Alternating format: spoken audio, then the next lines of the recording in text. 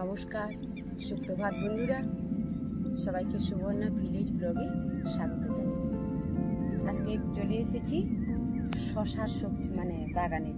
এই যে বলেছিলাম না বন্ধুরা, বীজ দিয়েছিলাম, তারপরে গাছ বড় হলো দেখালাম, চাপান সার দিলাম, তারপরে এবারে ফলন শুরু হয়ে গেছে। আজকে প্রথম তুলছি বন্ধুরা। তো বৃষ্টি তো হয়নি একদম, জানো তো, বৃষ্টির জন্য না গাছটা আরো একদম ভরে যেত, একদম পুরো মাঠ। ওই যে বলেছিলাম এই দিকটা আগে চাপান দিয়েছিলাম, তার জন্য এই দিকে গাছ ভরে গেছে, ওই দিকটা কিন্তু এখনো গাছ ভরেনি, লতানো শুরু হয়নি আর কি। তো আমাদের কি করে শশা তুলতে হয় জানো বন্ধুরা, এই যে পেছনে ব্যাগ বেঁধে নিয়েছি গামছা দিয়ে দিয়ে তুলবো, আর এই ব্যাগের মধ্যে জমিয়ে রাখতে হবে। এই যে বন্ধুদের শশাটা যে হয়েছে কেমন ফলন হয়েছে আগে দেখাই। এই যে দেখো বন্ধুরা, আর ওইদিকে দেখো, এই শশাটার নাম কিন্তু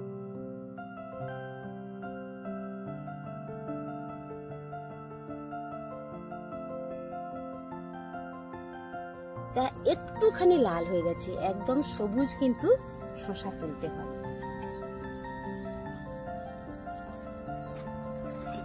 বৃষ্টি হয়নি তো এর জন্যও কিন্তু একটু লাল লাল ধরে যাচ্ছে, মাথা একদম সবুজ থাকবে। এই যে ব্যাগ আছে পেছনে, ব্যাগের মধ্যে ভরে নেব।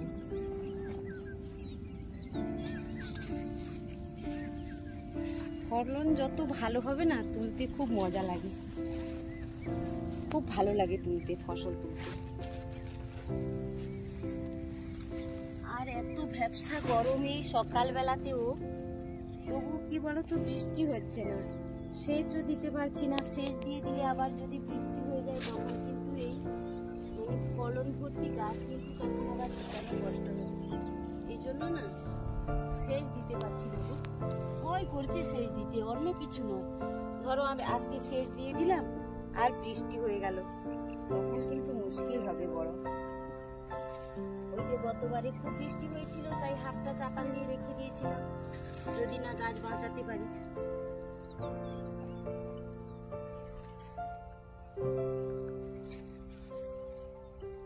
যদি বৃষ্টি হতো, যে ফলন হতো, একদম ভরা থাকতো গাছ। এই যে এইগুলো একদম দেখো বন্ধুরা, একদম সবুজ সবুজ, এরকম শশাটাই আমরা কিন্তু তুলে থাকি, তারপরে বাজারজাত করি।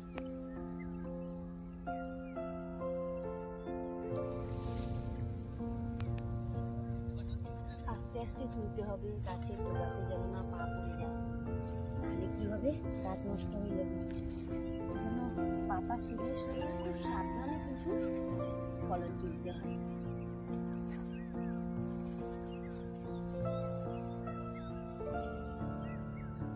আর একদিন যদি থেকে যাবে, এগুলো আজকে তোলা হলো না, থেকে গেল, তাহলে কি হবে বলো তো, একদম লাল হয়ে যাবে, তখন কিন্তু সেগুলো আর আমরা বাজারে কিন্তু নিয়ে যেতে পারবো না। আর একটা জিনিস দেখাই বন্ধুদের, এই যে বৃষ্টি কম হচ্ছে না, বৃষ্টি কম হওয়ার জন্য কিন্তু এই যে বাঁধ ধরে যাচ্ছে, জলের অভাবে, জল চাই।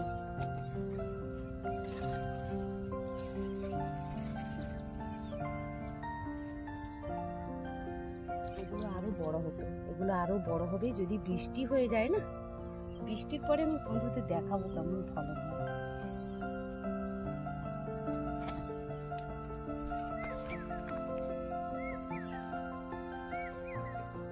আমাদের এই ব্যাগগুলো কত করে ধরে না, 7 কিলো করে শশা, 7-8 কিলো করে আমাদের এই কোমরে থাকে, একদম এই দিক থেকে ওই দিক পর্যন্ত কিন্তু তুলে তুলে তুলে যেতে হবে, মাঝখানে তো বেরোতে পারবো না। এরপরে হাঁটতে কষ্ট হয় এমনিতেই আমাদের, তারপরে কি হবে, বেরোতে তো পারি না, একদম ওই দিকে গিয়ে তারপরে বেরোবো। প্রথম তুলছি তো, যখন একদম পুরো ফলন চলে আসবে তখন মজা আছে। তখন কি হয়, মাঝখান থেকে আবার আমাদের ব্যাগ সব বের করে দিতে হবে, একজন থাকে ব্যাগ ধরার জন্য, ও শুধু ঢালতে থাকবে বস্তাটা।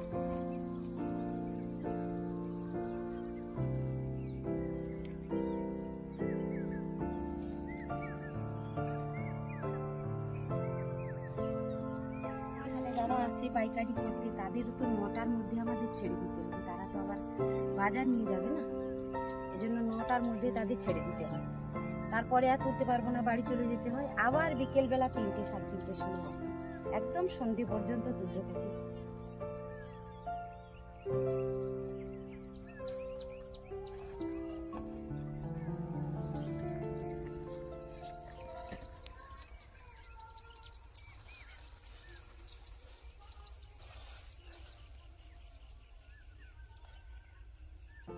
সকালবেলাটাই গরম, এত করে ঘাম পড়ছে।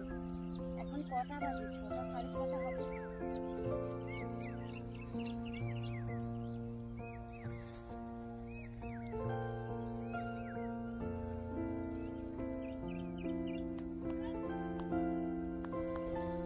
এই যে 2টো ব্যাগ নিয়েছি বন্ধুরা, একটা ব্যাগে রেখেছি আর একটা ব্যাগ থেকে ঢালছি। বাবুকে বলেছি, প্রথম দিন তো ভাবছিলাম হয়তো শশা বেরাবে না, তাই ব্যাগ নিয়ে চলে এসেছি, বস্তা নিয়ে আসিনি।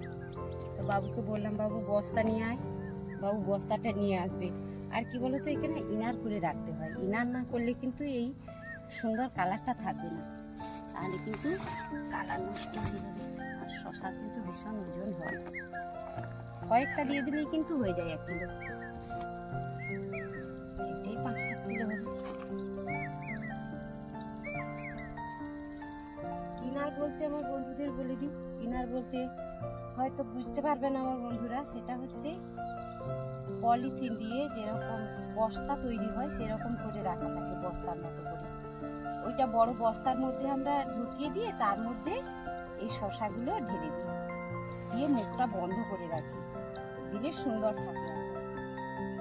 যখন বাজার নিয়ে যাবো তখন একদম সুন্দর থাকে।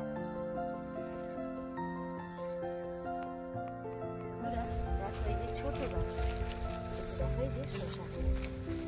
2টো শশা হয়েছে গো দিদি ভাই এক জায়গায়। হ্যাঁ, আমি তো দেখিনি, আমি তো একটাকে লক্ষ্য করলাম। তো তোর তো চোখটা একটু ভালো আছে, আমার চোখটা একটু গন্ডগোল হয়ে গেছে, আমি বুঝতে পারিনি 2টো হয়ে আছে।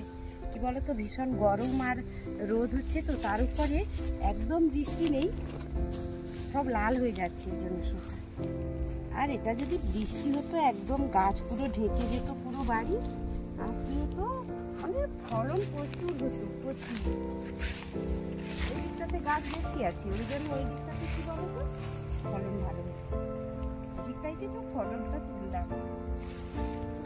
আর তুলতেও খুব মজা লাগে, যখন বেশি ফলন হয় না, চাষ তো খুব মেঘ দেবো, ওটা গাছ বড় হয়ে গেছে। আর এই দিকে গাছ ছোটো, তো এই দিকটাতে জল দিতে হবে বালতিতে বালতিতে করে পুরোটাই। এই দিকে কত 10 কাঠা মতো হবে, 10-12 কাঠা এই দিকটাতে জল দিতে হবে।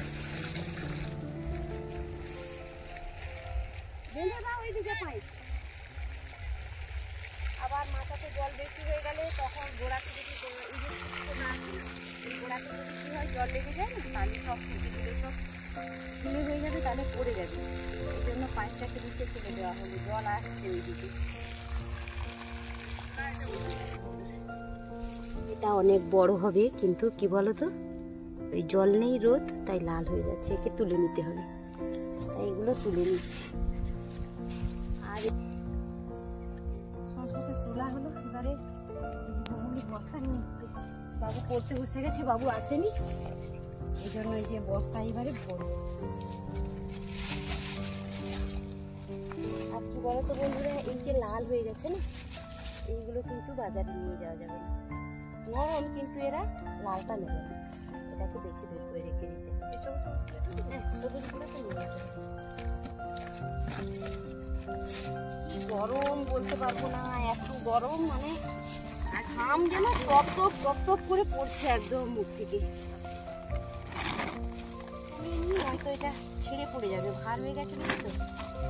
এইভাবেই কিন্তু ইনার করতে হয় বন্ধুরা, আমরা বড় বড় বস্তাতে করি ইনারটা, এটা ছোট, আমি ভাবছিলাম কম হবে আজকে, এই জন্য ছোট ইনার নিয়েছি।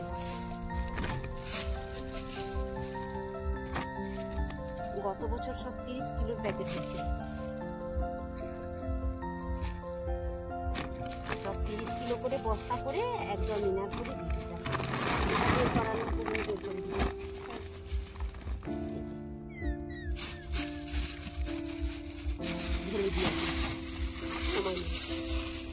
সময় নিবে অনেক। আরো তুলতে বাকি আছে, এখন তোলা হয়নি, কমে গেছে না সেটা।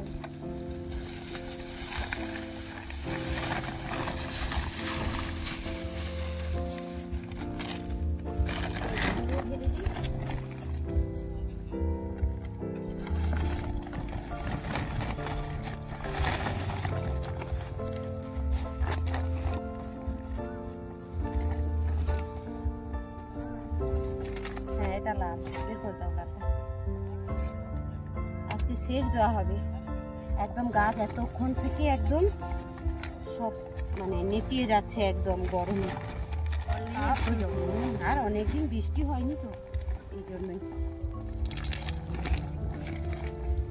আবার আমাদের কি বলতো বন্ধুরা, নিয়ে যাওয়ারও কষ্ট, এখান থেকে একদম মাঠ পর্যন্ত তো গাড়ি আসবে না, আর আমাদের কোথাও রাস্তা টাস্তা মানে তৈরি হয়নি সেইভাবে, সেই মানে ভেতর পর্যন্ত একদম মাথায় করে বই নিয়ে যেতে হবে, তারপরে গাড়িতে নিয়ে যাওয়া হবে। আর তুলতে বাকি আছে।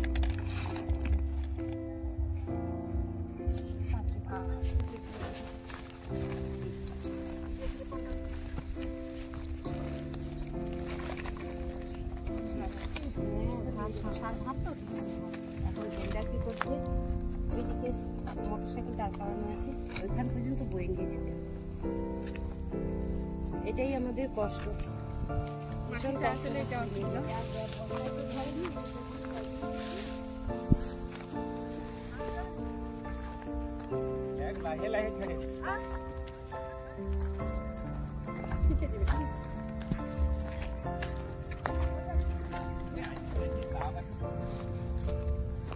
শুনটা